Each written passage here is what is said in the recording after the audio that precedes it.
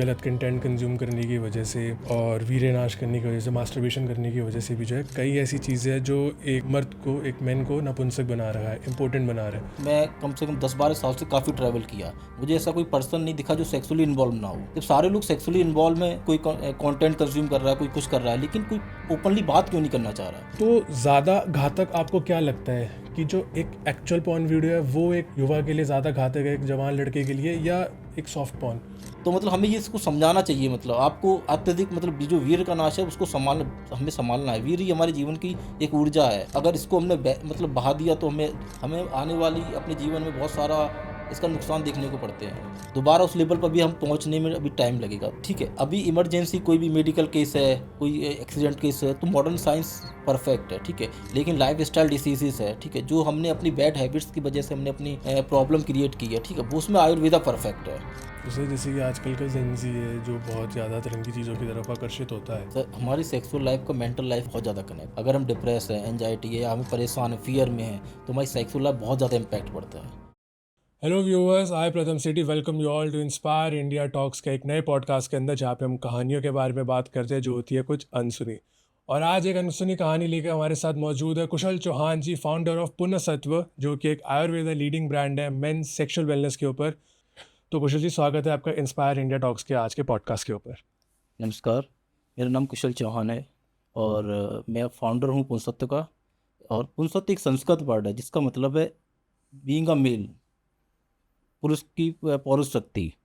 ठीक है, और पुंसत्व के माध्यम से हम आज के जो युवाओं की सेक्सुअल प्रॉब्लम्स है उनको नेचुरली बिना साइड इफ़ेक्ट के क्योर करते हैं।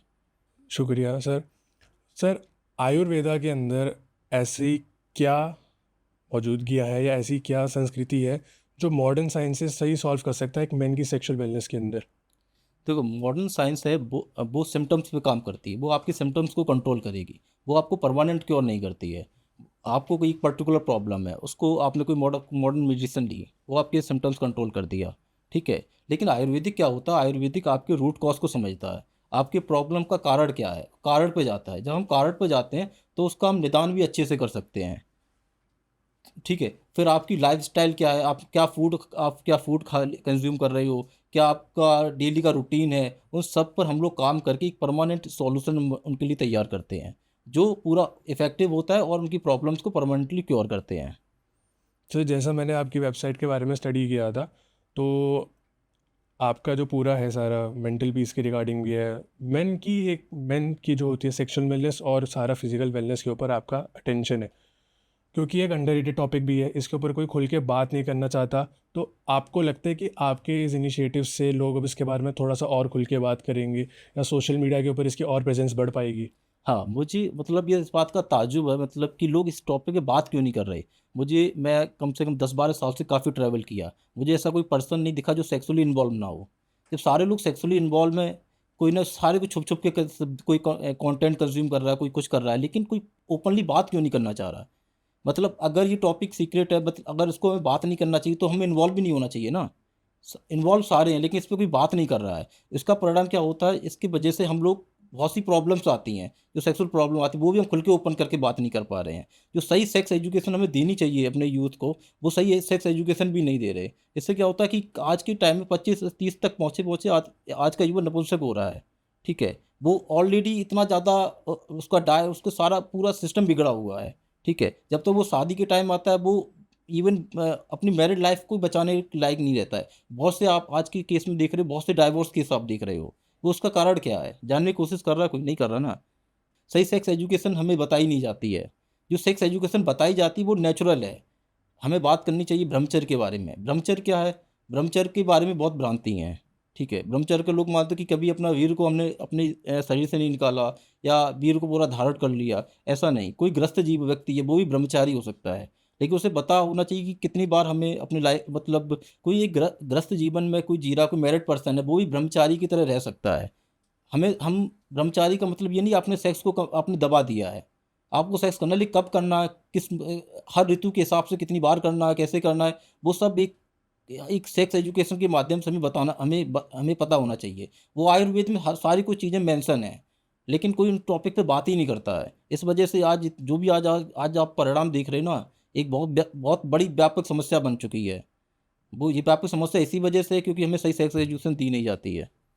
सर आपने जैसे कहा कि गलत कंटेंट कंज्यूम करने की वजह से और वीर्य नाश करने की वजह से, मास्टरबेशन करने की वजह से भी जो है कई ऐसी चीज़ें हैं जो एक मर्द को, एक मैन को नपुंसक बना रहा है, इम्पोर्टेंट बना रहा है। तो अगर उस कंटेंट के ऊपर सरकार कुछ काम करे तो आपको क्या लगता है कि कुछ बदलाव आएगा उसके रिगार्डिंग? बहुत ज़्यादा बदलाव आएगा। सिर्फ भारत ही ऐसी मतलब आप यूरोप कंट्री देखो, अमेरिका देखो, वहाँ पे इतना ज़्यादा इजीली सेक्सुअल कंटेंट अवेलेबल नहीं है। लेकिन हमारे देश में सेक्सुअल कंटेंट बहुत ज़्यादा इजीली अवेलेबल है। गवर्नमेंट इस पे कोशिश कर रही है लेकिन अभी पूर्ण रूप से उस पर कंट्रोल नहीं हुआ है। अगर हम सेक्स उस पर कंट्रोल किया, लेकिन सॉफ्ट पोर्नोग्राफी आ गई मार्केट में, ठीक है, तो हमारा यूथ पूरा उसी में इन्वॉल्व है। उसके वजह से क्या होता है, वो कम एज में मेस्टुबेशन, हस्तमैथुन के थ्रू अपना वीरनाश स्टार्ट कर देता है, जिससे क्या होता है ना तो उसका भौतिक मतलब इसका शिक्षा व्यवस्था पूरी खत्म हो जाती है। जिस उम्र में उसे कोई स्किल डेवलप करनी चाहिए थी, वो स्किल भी नहीं सीख पा रहा है, पूरा फोकस बिगड़ा हुआ है, वो चिड़चिड़ापन हो जाता है, डिप्रेशन का शिकार हो जाता है। एक युवा अवस्था होती है, उसमें कुछ युवा कुछ क्रिएटिव करना चाहिए, वो पूरी डिप्रेशन में निकल रही, पूरे अंधेरे में निकल रही हुआ है। तो मतलब तो हमें अननेसेसरी कंटेंट जो सेक्सुअल कंटेंट है वो एक पर्टिकुलर एज तक हमें बैन करना चाहिए कि इस एज तक ये कंटेंट हमें अपने युवाओं को नहीं दिखाना है। उसकी जगह हमें उन्हें ऐसी चीज़ें दिखानी है जिससे वो कुछ नया सीखें, कुछ नया डेवलप करें, जिससे हमारा देश को में भी उनका एक पॉजिटिव भागीदारी रहे। तो सर जैसे आपने कहा कि एज ग्रुप पे बैन लगना चाहिए, कंटेंट के ऊपर जो है रोक लगनी चाहिए। फ़ोन्स आजकल मार्केट में आ रहे हैं तो उसमें भी एक ऑप्शन होता है कि पेरेंटल गाइड कंट्रोल, कि उसके माध्यम से लोग रोक सकते हैं। पर कहीं ना कहीं अब बच्चे हैं, थोड़ा सा दिमागी तेज़ी करके वो कोई ना कोई लूप होल ढूंढ लेते हैं कंटेंट कंज्यूम करने का। तो ज़्यादा घातक आपको क्या लगता है कि जो एक एक्चुअल पॉर्न वीडियो है वो एक युवा के लिए ज़्यादा घातक है, एक जवान लड़के के लिए, या एक सॉफ्ट पॉर्न जो इजीली अवेलेबल है इंटरनेट के ऊपर और उसके ऊपर कोई रिस्ट्रिक्शंस भी नहीं है? दोनों घातक हैं। सॉफ्ट फ़ोन और ज़्यादा घातक है। वो आपके अंदर एक स्पार्क पैदा कर रहा है वो, ठीक है। तो मतलब हमें इस टाइप का कंटेंट, ये हमें पेरेंट्स की रिस्पॉन्सिबिलिटी होनी चाहिए, उन्हें बताना चाहिए कि इस टाइप की चीज़ें आपको उन एक जब बच्चा युवा हो रहा है ना, उस समय माता-पिता को ये सारी चीज़ें छुपानी नहीं चाहिए। अगर आप अपने बच्चों को वो चीज़ें नहीं बता रहे ना, कोई तीसरा वो किसी को ज्ञान दे रहा है, वो कहीं और से ज्ञान ले रहा है, ठीक है। सेक्स ऐसी ऐसी चीज़ें हर किसी को जानने की इच्छा होती है, कम एज में जानने की इच्छा होती है। तो माता-पिता को आप एक माता-पिता बन के ना एक दोस्ती की तरह उसे समझाना चाहिए कि क्या तुम्हारे लिए फ़ायदेमंद है, क्या तुम्हारे लिए नुकसान है, अभी तुम्हारी उम्र एज क्या है, अभी आपको कहाँ फ़ोकस करना चाहिए, और मतलब जब क्या मतलब किस एज में आप सेक्सुअली इन्वॉल्व होना चाहिए। तो ये माता-पिता की ज़िम्मेदारी होती है, वो एक दोस्त की तरह उनको समझाएँ सारी चीज़ें, उनको अच्छे-बुरे इसका ज्ञान दें। तो सर अगर आज की देख में हम देखें कि अगर एक 13 साल का लड़का है जो बिल्कुल नया नया प्यूबर्टी को हिट कर रहा है, दोस्तों यारों से उसको पता चला कि हाँ मास्टरबेशन करना बहुत कूल है, तो वो अगर 13 साल की उम्र से मास्टरबेट करना शुरू करता है और जब वो शादी कर लेता है तब तक कितना इम्पैक्ट पड़ेगा अगर वो बीच में छोड़ भी देता है?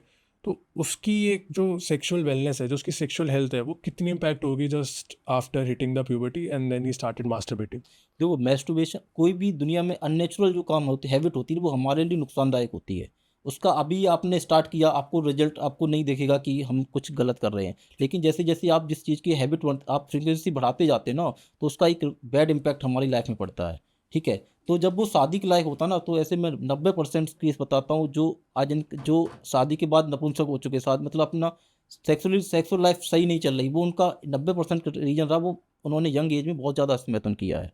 ठीक है, उनका स्पर्म काउंट बहुत ज़्यादा कम हो गया। अभी शादी हो गई, शादी के बाद शादी थी 30 एज तक होती है, ठीक है? एक युवा के ऊपर बहुत ज़्यादा ज़िम्मेदारी होती है, माता-पिता भी बूढ़े हो चुके होते हैं, फैमिली भी आपको सँभालनी है, फिर आप ये सारी प्रॉब्लम आ रही हैं। तो वो एक तरह से टूटा मतलब ब्रेक हो चुका होता है। आप समझिए ना, आप आपको मैरिज लाइफ़ भी बचानी है, आपको बच्चे भी करने, बच्चे भी नहीं हो रहे, फिर आप आईवीएफ की तरफ भाग रहे हो, ठीक है? पेरेंट्स की भी ज़िम्मेदारी आपके ऊपर आ गई है। तो म तो मतलब हमें ये इसको समझाना चाहिए, मतलब आपको अत्यधिक मतलब ये जो वीर्य का नाश है उसको हमें सँभालना है। वीर्य ही हमारे जीवन की एक ऊर्जा है। जैसे अगर इसको हमने मतलब बहा दिया तो हमें हमें आने वाली अपने जीवन में बहुत सारा इसका नुकसान देखने को पड़ते हैं। तो सर को आपको पता है कि एक लड़के की ज़िंदगी के कितने पहलू होते हैं, क्योंकि आप खुद एक लड़के हैं।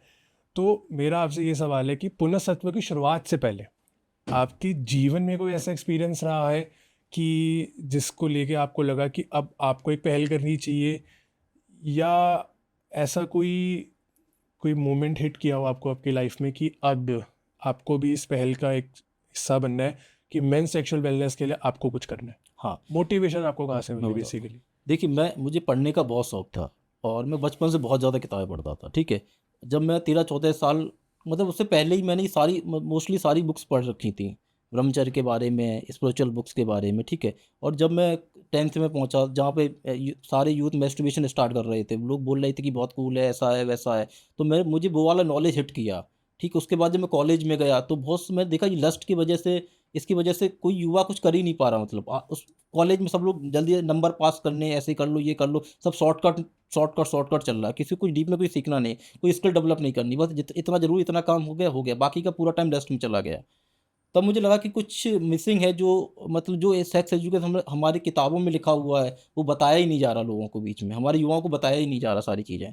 तब मुझे लगा कि पुंसत के माध्यम से मुझे एक ऐसा प्लेटफॉर्म स्टार्ट करना है जहाँ पे हम लोग सही सेक्स एजुकेशन दे मिले, और अगर सेक्सुअल प्रॉब्लम भी है ना, उसको नेचुरल हम लोग उसको ट्रीटमेंट भी कर सकें। तो सर जैसे कि अब हम हार्मोनल साइकिल के बारे में बात करें, तो जब एक लड़की का हार्मोनल साइकिल चेंज होता है, जब वो प्यूबर्टी में आती है तो उसके पीरियड्स आने शुरू हो जाते हैं, और पीरियड्स के साथ साथ पीसीओडी, पीसीओएस, ऐसी कई ऐसी जो होती है बीमारियां, तो उसके बारे में आज के समय में अगर हम ऑनलाइन बैठे या उसके बारे में बिल्कुल रिसर्च करें तो एक अच्छी रिसर्चेज वगैरह है अवेलेबल, बट छोटी छोटी ही नहीं है ये चीज़ें भी, ये भी बहुत बड़ी बड़ी है। बट जब मेन सेक्सुअल वेलनेस के बारे में बात आती है या मेंस हार्मोनल कॉजेज़ के बारे में बात आती है, तब ये बात आती है कि सिर्फ या तो erectile dysfunction, masturbation, over masturbation, तो इनका ना तो ढंग से कोई जड़ है इन प्रॉब्लम्स की, और ना ही कोई प्रॉब्लम का एग्जैक्ट सोल्यूशन है, क्योंकि मॉडर्न साइंस तो मेडिसिन दे देती है, बट क्या एक एक्चुअल रूट कॉज होता है सब चीज़ों का? मेरे को आपसे वो रूट कॉज जानना है। तो जो इंटरनेट पर पूरी सारा बहुत सारा कंटेंट है जो मिसलीड कर रहा है, ठीक है। हमें क्या करना चाहिए, हमें खुद डॉक्टर नहीं बनना है, हमें इंटरनेट की इन्फॉर्मेशन पे नहीं जाना है, ठीक है। हमें एक एक्सपर्ट है, ठीक है, डॉक्टर है, एक वैद्य है, उससे कनेक्ट करना, उसको अपनी प्रॉब्लम बतानी है। वो आपको समझेगा कि आपकी जो भी प्रॉब्लम आ रही है, कि नाइट फॉल हुआ, सीमन लीकेज हो रहा है, या ईडी की प्रॉब्लम, उसका वो रूट कॉज समझ के बताएगा कि क्या है। हमें हमें सबसे बड़ी प्रॉब्लम है कि हमने 10 लोगों का पढ़ा, उन्होंने 10 बातें की, हमारा माइंड कन्फ्यूजन हो गया, फिर हमने एक किसी का ऐड देख लिया, उससे हमने ट्रीटमेंट ले लिया, और चुपचाप हम ट्रीटमेंट कर ले रहे, तो उससे कभी रिजल्ट नहीं आएगा।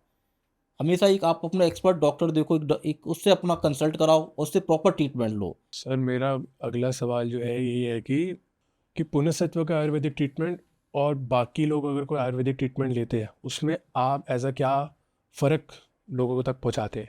हाँ, एक क्या फ़र्क है कि ये आपका ट्रीटमेंट ज़्यादा बेटर है as compare to other Ayurvedic treatments और थेरेपीज़? देखिए, अदर मेल वेलनेस पे मतलब हज़ारों सैकड़ों लोग काम कर रहे हैं, ठीक है। उनका सबसे बड़ा ड्रॉबैक क्या है कि उन्होंने 10-5 प्रोडक्ट बनवा लिए, थर्ड पार्टी मैन्युफैक्चरिंग करवा ली, ठीक है। अभी डॉक्टर भी बैठा रखा है, ठीक है। कोई आया कॉल कि कि ये प्रॉब्लम, ईडी प्रॉब्लम है, वो उस पर्सन की रूट कॉज़ को नहीं समझते हैं। उन्होंने अपने 4 डब्बे रिकमेंड कर दिए कि ये ले लो आप। आपने उस पर्सन को समझा नहीं, उसकी बॉडी की प्रकृति क्या है, उसकी प्रॉब्लम का कारण क्या है। आपने अपने प्रोडक्ट बेचने के चक्कर में आपने अपना 4 बेच दिया, और कोई ईडी की प्रॉब्लम ये कॉम्बो ले लीजिए, पीई की प्रॉब्लम ये कॉम्बो ले लीजिए, उसकी कोई हिस्ट्री जानने की कोशिश नहीं की। तो पुंसत्व क्या करता है कि हमारे पास कोई पर्सन आया, ठीक है, हम उस पर्सन की प्रॉब्लम का रूट कॉज समझते हैं, उसकी हिस्ट्री समझते हैं, उसका जो भी प्रॉब्लम आज सफ़र कर रहा है, उसका पीछे का बैकग्राउंड क्या है, ठीक है। उसके बाद हम उसको एक प्रॉपर उसका डाइट बना के देते हैं कि आपका क्या-क्या फूड आपको खाना है। फिर रूटीन रूटीन भी हम लोग देते हैं, रूटीन क्या फ़ॉलो करना है, क्या एक्सरसाइज़ ऐड ऑन करनी है, और कौन-सी मेडिसिन मेडिसिन भी हम लोग पर्सनल लेवल पे हमारे वैद्य खुद बनाते हैं। हर जो मार्केट में मेडिसिन है, 10 डब्बे अलग-अलग बिक रही हैं, ज़रूरी नहीं वो सारी मेडिसिन उस पर्सन के लिए काम आए, उसकी बॉडी की प्रकृति अलग है।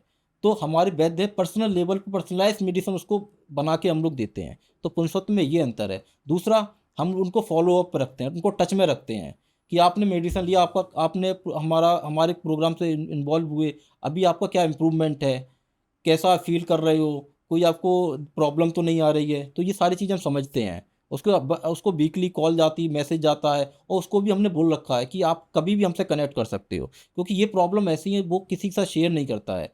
वो अपने पेरेंट्स के साथ शेयर नहीं करता, अपने पार्टनर के साथ शेयर नहीं करता है, और अगर हम भी उनको ऐसा सपोर्ट नहीं करेंगे, तो वो अंदर ही अंदर एक एक होता है कि हमने अपनी प्रॉब्लम को शेयर कर लिया, तो आधा आधा आधा प्रॉब्लम ऐसे ही सही हो जाती है। तो उसको हम लोग सपोर्ट देते हैं जब तक उसको कंप्लीटली क्योर ना कर दें। सर एक ना वो बहुत फ़नी सी बात है कि अब जो मॉडर्न साइंसेज़ के इलाज भी होते हैं ना, सो वो कभी कभार ना क्रीम्स वगैरह भी रेकमेंड करते हैं। सो क्या एक मेन को अपनी सेक्सुअल वेलनेस के लिए आउटर पे काम करना ज़रूरी, बाहर बाहर से भी काम करना ज़रूरी है, या उसका जो मेजॉरिटी पार्ट है वो डाइटरी या चीज़ें कंज्यूम करने के उस पे ही बेस्ड रहता है? देखिए इसमें क्रीम का क्या काम होता है कि मेस्टुबेशन हुआ या कुछ भी मिसहैपनिंग, कुछ भी किसी भी वजह से ना हमारी पेनिस की नसें कमज़ोर हो जाती हैं, ठीक है? उसमें ब्लड सर्कुलेशन सही से नहीं होता है। तो उन नसों को कमज़ोर या डैमेज कुछ हुआ तो उसको उनको सही करने के रिपेयर करने के लिए ऑयल या क्रीम वगैरह यूज़ होता है। बाकी का सारा इंटरनल काम है, ठीक है? अगर आप अंदर से वीक हो, आप आपके अंदर कुछ एनर्जी नहीं है, ठीक है? तो उसको सही करने के लिए, ब्लड फ्लो को बनाने के लिए हम इंटरनल मेडिसिन्स लेते हैं। मेरा आपसे ये सवाल है सर कि आजकल का जो मॉडर्न साइंस है, फार्मास्यूटिकल्स है, जो मेडिसिन्स वगैरह है, वो आयुर्वेदा को आने वाले समय में इन्वॉल्व करेगा एक मेडिकल हिस्ट्री के अंदर?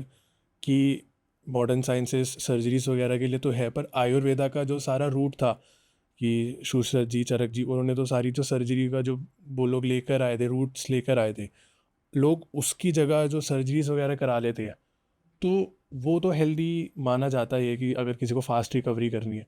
बट अगर किसी की मेजर इंसिडेंट, मेजर से वो है, इंजरी है, तो उसको क्या आयुर्वेदा कंसल्ट करना चाहिए कि नहीं करना चाहिए? देखिए, अभी आयुर्वेदा आयुर्वेदा के साथ क्या हुआ कि मतलब सैकड़ों साल से मतलब एक सब वो नहीं मिला, रिसर्च के लिए पैसे फंडिंग होती है। हम्म। एक ये सारी चीज़ें मिसिंग हुई हैं, ठीक है? अलग-अलग गवर्नमेंट ने भी इसको इग्नोर किया है।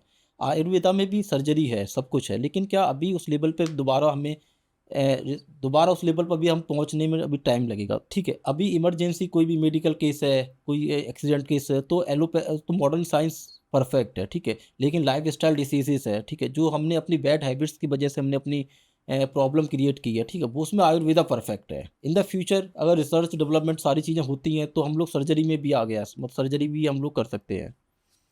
तो सर जैसे कि आजकल का जेंजी है जो बहुत ज़्यादा तरह की चीज़ों की तरफ आकर्षित होता है, अगर वो आयुर्वेदा को स्टडी करना चाहेगा, तो आप इस वीडियो के माध्यम से ऐसा क्या एक पॉइंटर या क्या ऐसा बताना चाहोगे कि हाँ, कि उसका जो ट्रस्ट है वो आयुर्वेदा की तरफ बढ़े, और जो जल्दबाजी वाले जो ट्रीटमेंट्स होते हैं उससे बेटर वो आयुर्वेदा को समझे? तो हाँ, तो आयुर्वेदा के 3 स्तंभ हैं, ठीक है? हम आहार, निद्रा और ब्रह्मचर्य, ठीक है?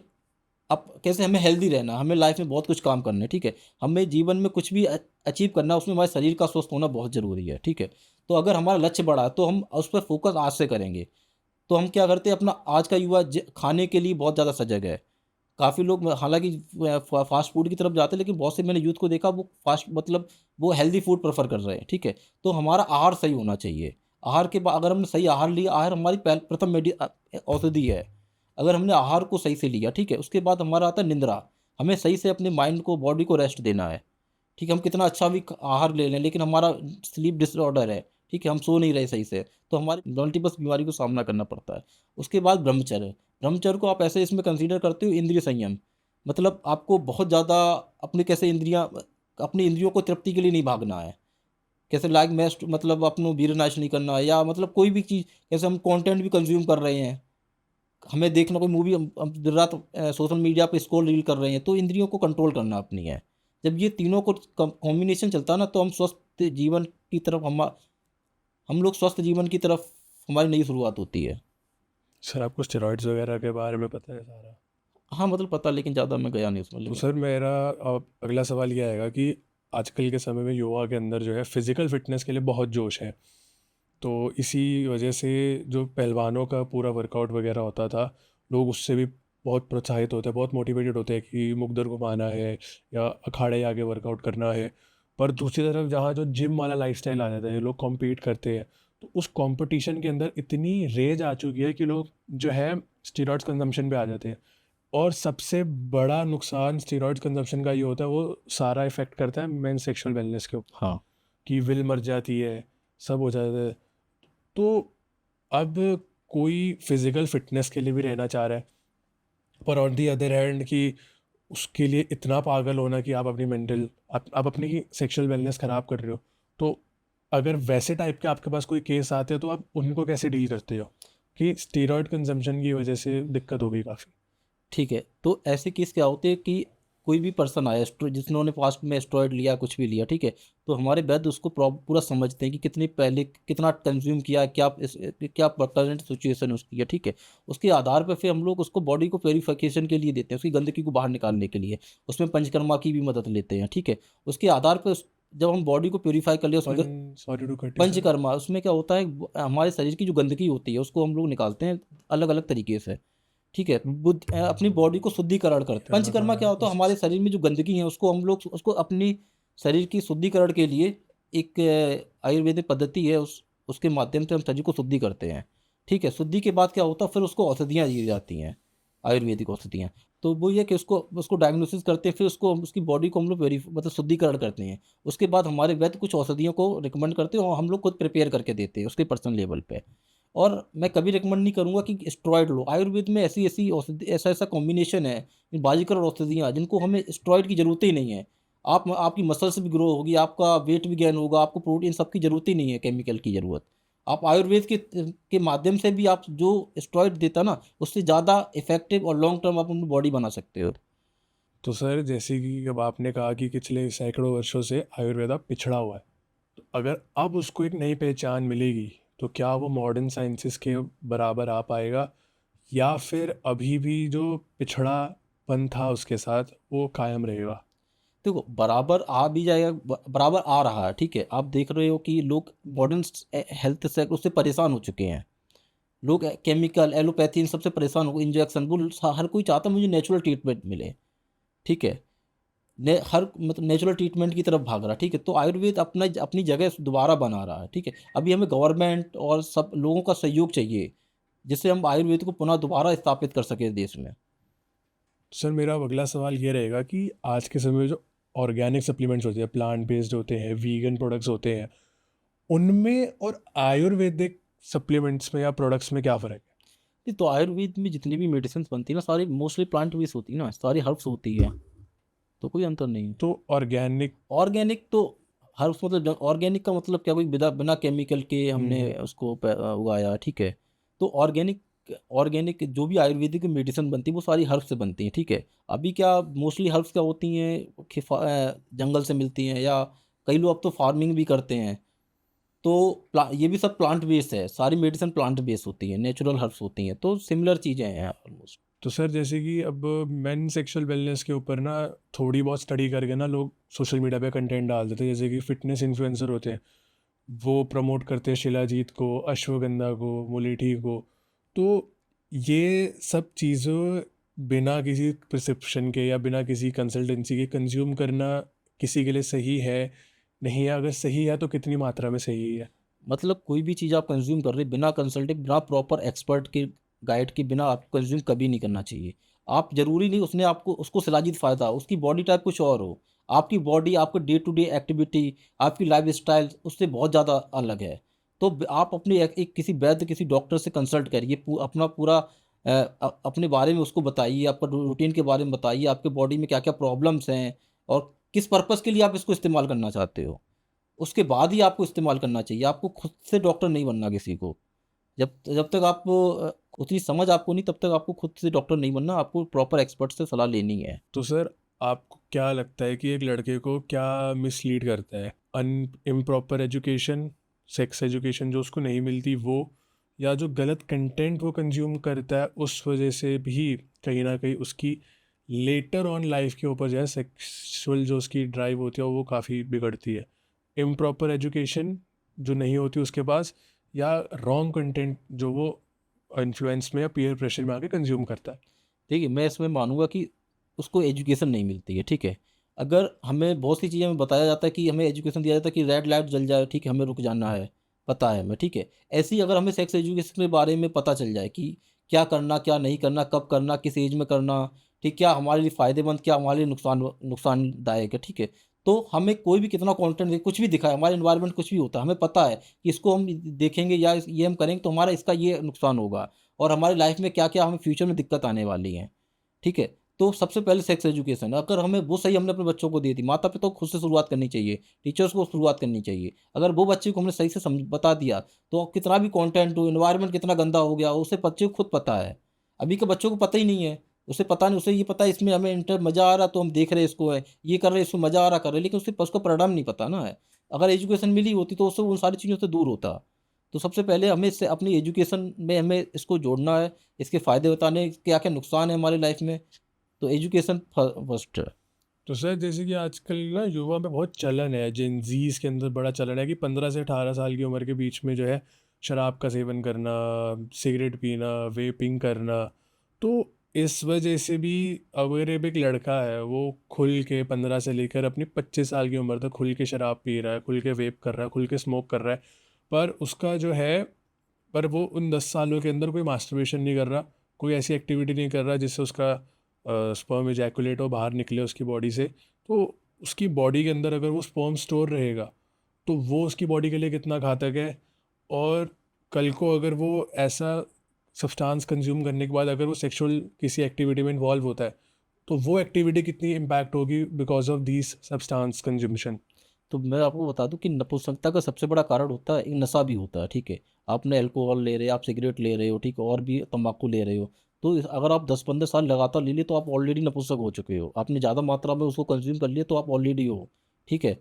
तो ये कभी भी सही नहीं मतलब है कि आप सब एक एक सीमा से ज़्यादा आप इन चीज़ों को कंज्यूम कर रहे हो ना, और कम एज में स्टार्ट कर दिया है, तो आप ऑलरेडी नपुंसक हो चुके हो मतलब, ठीक है। फिर आप कोई और जब तक आप इन चीज़ों को छोड़ोगे नहीं, प्रॉपर ट्रीटमेंट नहीं लोगे, तब तक मल्टीपल हेल्थ इशू आपको आते रहेंगे।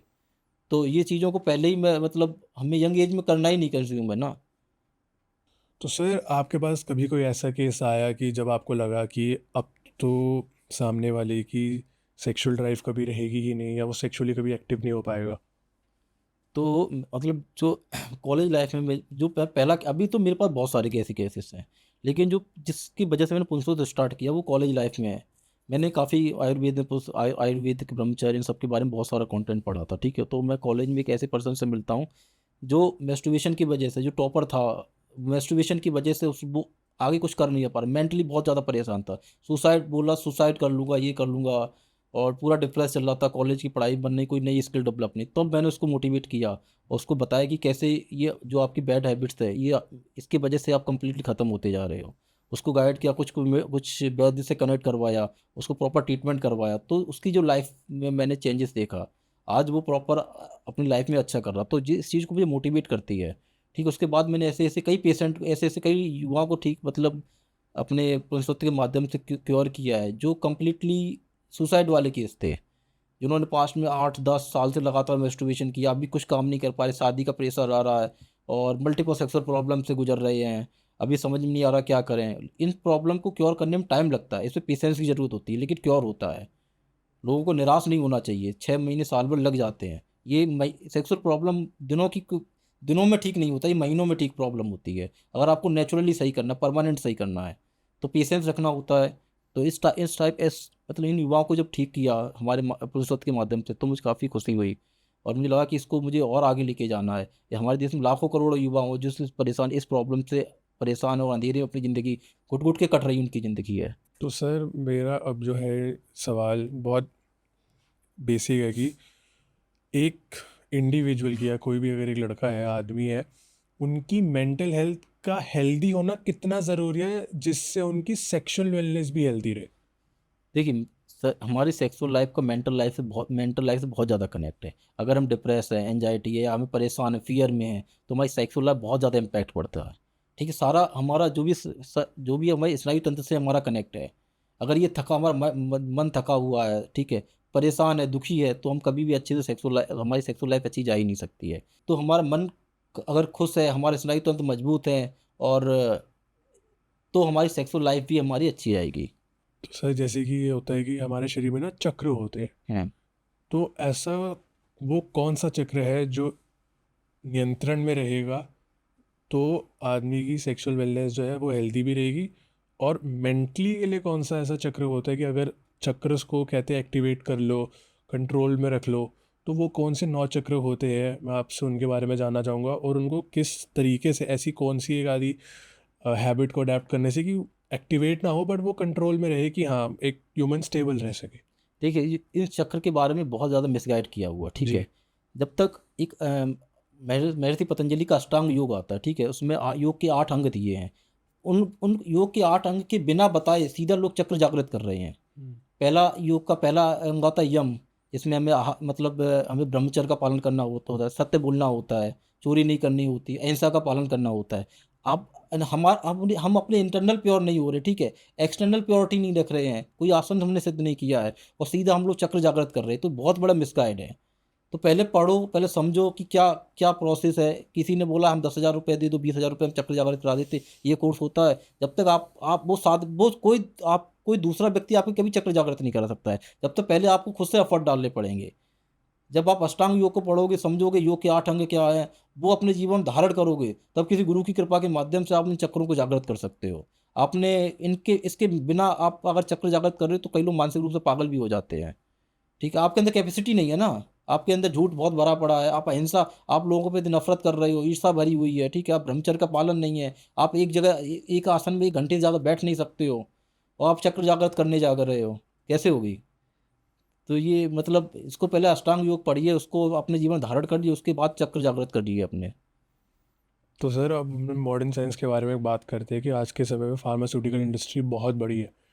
वहीं दूसरी तरफ जो मोदी सरकार ने जो है अपनी भारतीय जन औषधि के अंदर जो है सस्ती फार्मास्यूटिकल्स के अंदर दवाइयाँ आती है, ये कट ही होगा क्योंकि मैंने प्रॉपर नाम ले लिया फार्मास्यूटिकल्स वगैरह का। तो मतलब फार्मास्यूटिकल्स के अंदर जो तो है फार्मास्यूटिकल के बारे में बात मत करो, क्योंकि उसमें यार बहुत, हाँ, कॉम्प्लिकेटेड है। कॉम्प्लिकेटेड होगा, और दूसरा उसमें यार आप मतलब, इसमें अपना पीओवी रख सकते हो कि एक तरफ जहाँ जो दवाई नॉर्मली अगर किसी केमिस्ट पे लेने जाते हैं नहीं हम। वो उस ये हमारे से कनेक्ट ही नहीं है ना। ओके, एलोपैथी हम तो मतलब ही नहीं है, हमें जन औषधि वालों से ही मतलब नहीं है। ठीक है, एलोपैथी का, बट अब हम एक क्वेश्चन यहाँ पे ये रेस कर सकते हैं कि आयुर्वेदा, होम्योपैथी और एलोपैथी के अंदर क्या क्या फ़र्क है। आप वो फ़र्क बता सकते वहाँ वो बता दूंगा हो? मैं। हाँ, तो ये क्वेश्चन रखते हैं। तो सर, आयुर्वेदा, होम्योपैथी और एलोपैथी, इन तीनों के अंदर क्या अंतर है? क्योंकि कई लोग जो है होम्योपैथी के इलाज को आयुर्वेदा के अंदर कंसिडर करते थे कई बार, जो एक कन्फ्यूजन है लोगों के अंदर। तो वो मैं चाहता हूँ कि आप लोगों की वो कन्फ्यूजन क्लियर करिए। तो देखिए, आयुर्वेदा क्या है? आयुर्वेदा लाइफ साइंस है, ठीक है। वो हमारा पूरा हमारा खान पान, रहन सहन, हमारी दिनचर्या, ठीक, उन सब पे डिपेंड करता है। और उसी के आधार पर अगर हमारा जीवन में कुछ ऐसी एक्टिविटी है जिसकी वजह से कुछ बीमारियां हुई हैं, उसका रोग का निदान हम उसके आयुर्वेदिक जड़ी बूटियों के माध्यम से करते हैं, ठीक है। और होम्योपैथी क्या होता है? वो प्रॉपर मेडिसिन बेस्ड है, ठीक है। हाँ, एलोपैथी क्या है? वो आपके सिम्टम्स को कंट्रोल करेगी, आपको क्योर मतलब आपको एक ना दूसरी प्रॉब्लम में फंसा देगी, ठीक है। तो ये अंतर है सर। तो सर, रूट को ट्रीट करना और सिम्टम्स को ट्रीट करना, दोनों में से ज़्यादा बेनिफिशियल क्या है आपके अकॉर्डिंग? ऑफ कोर्स रूट कोई नहीं चाहेगा कि मेरे कोई मुझे प्रॉब्लम उसके सिम्टम कंट्रोल कर दिया जाए, फिर 1-2 साल में फिर वही प्रॉब्लम आ जाए। हर कोई चाहेगा ना कि मैंने ट्रीटमेंट किया, आपने ट्रीटमेंट लिया, आपका टाइम गया ना, टाइम गया, एनर्जी गया, आप परेशान हुए, फैमिली भी परेशान हुई है, तो आपको हर कोई चाहेगा कि मेरा इसको रूट से समाप्त हो जाए, ये दोबारा ये प्रॉब्लम ना आए। तो हमेशा रूट कॉज वाली प्रॉब्लम, हमें हमें ऐसा ही ट्रीटमेंट लेना चाहिए जो हमारी प्रॉब्लम को रूट को हमारे उसको जड़ से ख़त्म करे, भविष्य में वो प्रॉब्लम हमें दोबारा ना हो। और तो हमें भी इस चीज़ को फॉलो करना होगा, अपनी लाइफ स्टाइल चेंजेस करने हो कि हमें इस टाइप की प्रॉब्लम्स आए ना कभी। तो सर, जैसे कि अब ये जो तीन है बीमारियां जो सबसे ज़्यादा, एक में इनके सेक्सुअल हेल्थ के ऊपर जो आती है वो होती है प्रीमेच्योर एजैकुलेशन, कि जल्दी शीघ्र पतन हो जाना। फिर उसके बाद आ जाती है इरेक्टाइल डिसफंक्शन, कि लिंग का खड़ा ही ना होना। और फिर आ जाता है वो नाइटफॉल, स्वप्न दोष। तो इन तीनों का रूट कॉज क्या, जब आप ट्रीटमेंट करते हो तो क्या निकलता है इन तीनों का रूट कॉज? देखिए, ये हर पर्सन पर अलग अलग होता है, ठीक है। अब पी की प्रॉब्लम ले लो, तो ये बहुत दिमाग से कंट्रोल होता है, मन की प्रॉब्लम होती है, ठीक है। बहुत लोगों को सही सेक्स एजुकेशन नहीं पता है, तो इसकी वजह से पी की प्रॉब्लम होती है। ईडी की प्रॉब्लम की भी मल्टीपल कार रीजन हो सकते हैं, ठीक है, उसमें भी अलग अलग टाइप की नपुंसकता होती है, अगर आप आयुर्वेद डीप में पढ़ोगे पता चलेगा। ऐसी नाइटफॉल, इनके सबके मल्टीपल्स रीजन होते हैं। जरूरी नहीं कि मेस्टुबेशन एक रीजन होता है, लोग ऐसा होता है, लेकिन उसके अलावा भी मल्टीपल्स कारण होते हैं, तो वो फिर वैद्य समझते हैं, वैद्य उसको डायग्नोज करते हैं इसके क्या रीजन है। कहीं को मानसिक नपुंसकता होती है, वो मेंटली किसी ने उसको कुछ बोल दिया है, कुछ हुआ, वो नपुंसक हो गया, ठीक है, उसको फिर काउंसलिंग करनी, काउंसलिंग से सही हो जाते लोग हैं। ऐसे ही पी की प्रॉब्लम है, शीघ्र पतन की प्रॉब्लम है, ये भी मन से कनेक्ट है। बहुतों को सेक्स एजुकेशन नहीं पता, जल्दबाजी में करते जाके हैं, तो उसकी वजह से इसका सामना करना होता है। लेकिन उससे अगर सही से काउंसलिंग की जाए, उसको सही से बताया जाए, तो इस प्रॉब्लम को बहुत हद तक बिना दवा के भी सही किया जा सकता है।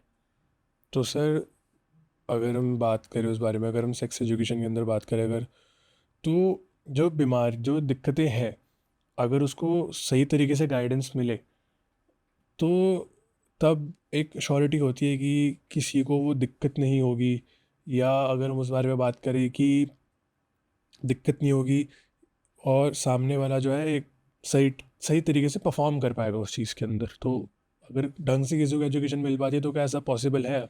हाँ, मतलब देखिए हमें सही से पता होना चाहिए। सही एजुकेशन में सिर्फ ये नहीं कि क्या-क्या नहीं करना, क्या-क्या करना भी आपको है।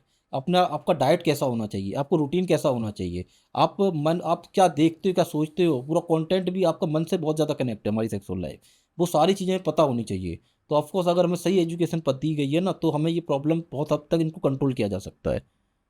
और देखिए ये प्रॉब्लम कभी ना कभी मेल को लाइफ में कभी ना कभी इनको सामना करना पड़ता है। तो हमें इसके लिए अलग अलग औषधियाँ होती हैं, वो समय समय पे लेनी चाहिए। उनको हम लोग बाजीकरण औषधियाँ बोलते हैं। जैसे आप समझ सक आप कोई किसी को सेक्स की बहुत ज़्यादा आदत है, ठीक है? अभी अभी उसके लिए हम लोग कैसे ऐसे आप एग्ज़ाम्पल लीजिए कि हमारी इनकम 1 लाख रुपए है, ठीक है? अगर हम 2 लाख रुपए खर्च करते जा रहे हैं, तो एक दिन हम बैंकरप्ट हो मतलब हमारा खाता अकाउंट खाली हो जाएगा। ऐसे ही सेक्स है, अगर हमने अपना बहुत ज़्यादा वीर्य नाश कर दिया सेक्स सेक्स के करके या मतलब हस्तमैथुन करके और उसको हमने भरपाई के लिए कुछ ऐसी चीज़ें सेवन नहीं की हैं, तो एक दिन हम लोग मल्टीपल्स हेल्थ इश्यू से मतलब हमारे मल्टीपल हेल्थ इश्यू का सामना करना पड़ता है। तो इसलिए हमें उन उन सबको भरपाई करने के लिए बाजीगर औषधियाँ ली जाती हैं। वो एक पर्टिकुलर एज ग्रुप को लिए और वो भी औषधियाँ मार्केट में अवेलेबल हैं, लेकिन क्या होता है कि उन औषधियों को अगर किसी विश्वस्त वैद्य के दुरुस्त के माध्यम से बने ना, तो ज़्यादा इफ़ेक्टिव होती है। तो सर ऐसा कोई झूठ जो आपको लगता है कि आयुर्वेदा के बारे में बहुत ज़्यादा बोला जाता है और उसको सही करने की बहुत ज़रूरत है? तो आयुर्वेदा में सबसे बड़ा मुझे जो प्रॉब्लम लग रही है कि हर कोई खुद वैद्य बना हुआ है, ठीक है? किसी ने डीप नॉलेज नहीं, किसी ने किसी की शॉर्ट वीडियो देख ली, कि यूट्यूब पे देख लिया, फेसबुक पे देख लिया, उसके हिसाब से अपना इलाज करना शुरू कर दिया, ठीक है? जबकि हमें ऐसा नहीं करना है, हमें अपने हेल्थ के साथ खिलवाड़ नहीं करना है। अगर आप एक्सपर्ट नहीं हो तो किसी एक्सपर्ट के पास जाओ। किसी ने आपको वीडियो दिखा दी कि आप शिलाजीत ले लो, आपको अंदर ये फ़ायदे होंगे। तो हमें दूसरों की मतलब मिस इन्फॉर्मेशन पे नहीं जाना है। हमें या तो पूरा डीप में उस चीज़ को समझो, अपनी बॉडी को समझो और अपनी प्रकृति को समझो। उसके आधार पे अगर आप लोग नहीं तो आप अगर आप इतना एफर्ट नहीं डाल सकते हो, इतना नहीं पढ़ सकते हो, तो आप किसी वैद्य के पास जाकर अपना निदान करवाएँ। सर वैसे ना जितनी भी बात होती है सेक्सुअल वेलनेस के बारे में, तो सब लोग बस शिलाजीत के बारे में ना ऊपर ऊपर से बात करके हट जाते हैं और एक टर्म देते हैं कि मल्टी मिनरल जो है ये एक सोर्स है।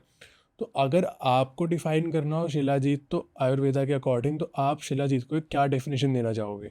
तो शिलाजीत एक रसायन मतलब एक पावरफुल रसायन है, ठीक है? वो हमारी सिर्फ सेक्सुअल पावर नहीं और मल्टीपल हेल्थ इशू में काम आती है, ठीक है?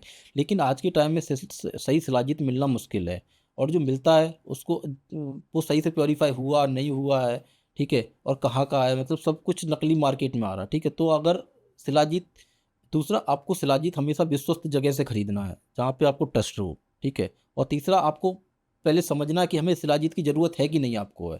कि बिना शिलाजीत के भी काम हो जाता है। मतलब बिना शिलाजीत के भी बहुत सी ऐसी हर्ब्स हैं जो आपको शिलाजीत के जैसा इफ़ेक्ट दे सकती हैं, ठीक है? तो आपको निर्णय लेना है और दूसरा आप किसी एक्सपर्ट की सलाह लीजिए। मैं फिर आपसे बोलता हूँ कि बिना एक्सपर्ट के कोई भी किसी के कहने पे आप कोई भी ट्रीटमेंट, कोई भी मेडिसिन, कोई भी हर्ब्स कुछ भी आपको कंज़्यूम नहीं करना है। तो सर आपका अब पुनर्सत्व को लेके क्या विजन है आने वाले सालों के अंदर, और पुनर्सत्व मेंस सेक्सुअल वेलनेस की अवेयरनेस बढ़ाने के लिए कौन से ऐसे नए कदम उठाएगा जिससे आप जो है एक युवा को जागरूक भी कर पाएंगे और उसको एक सही तरीके से सेक्स एजुकेशन भी प्रोवाइड कर पा पाएंगे? तो अभी हम पुरुषोत्तम की टीम हम लोग क्या कर रहे हैं, हम लोग कॉलेज और कॉलेजेस के साथ टाई अप और अपने कुछ-कुछ कंटेंट भी हम लोग कंटेंट भी अ, कंटेंट भी प्रोवाइड। पब्लिश करते हैं, साथ में जो भी हमसे कनेक्ट करता है, ठीक है? कैसे कोई पर्सन आया, हमारे अलग-अलग प्लेटफ़ॉर्म के माध्यम से हमसे जुड़ा, तो उसको हम लोग पहले सेक्स एजु उसको समझाते हैं, काउंसलिंग वो देते हैं कि सही सेक्स एजुकेशन के बारे में उसे बताते हैं, ठीक है? एक तो ये हम लोग करते हैं, किसी का ट्रीटमेंट स्टार्ट करने से पहले हम उसको पूरा एजुकेट करते हैं। हम ये नहीं करते कि आपने आए तो और हमने आपको आपका पूछा और ट्रीटमेंट देके आपको कर दिया, नहीं। आपका पूरा उसको आपको एजुकेट करते हैं, उसके बाद उसकी प्रॉब्लम समझते हैं, उसके बाद हम लोग उसको क्योर करते हैं। तो ये ऐसे इन तरीकों के माध्यम से हम लोग लोगों को सेक्स एजुकेशन के प्रति जो आज के युवाओं को इनको एजुकेट कर रहे हैं। तो सर आज के समय में कुछ ऐसी बेसिक से रूटीन में चेंजेस जो बिना किसी कंसल्टेशन के आप बताना चाहें कि अगर कोई जेंजी लड़का या कोई भी अगर अपनी लाइफ में अडेप्ट करे तो थोड़ा बेटर हो सकता है अपनी लाइफ में, मेंटली भी बेटर हो सकता है, फिजिकली भी बेटर हो सकता है और सेक्सुअली भी बेटर हो सकता है। कुछ ऐसी हैबिट्स जो बस अडेप्ट करने से ही कि हाँ थोड़ा फ़र्क दिखने लगे अपने आप में ही खुद को, किसी को। तो वही मैं आपसे दोबारा कहूँगा, आयुर्वेद के 3 स्तंभ हैं, वो आपको अपने जीवन में धारण करने हैं। आहार, हमें सही आहार लेना, शुद्ध आहार लेना है, ठीक है? और ऐसा आहार जो हमारे बल, वीर्य, बुद्धि, विद्या, मेधा शक्ति को बढ़ाए, ना कि इनको कमज़ोर करे।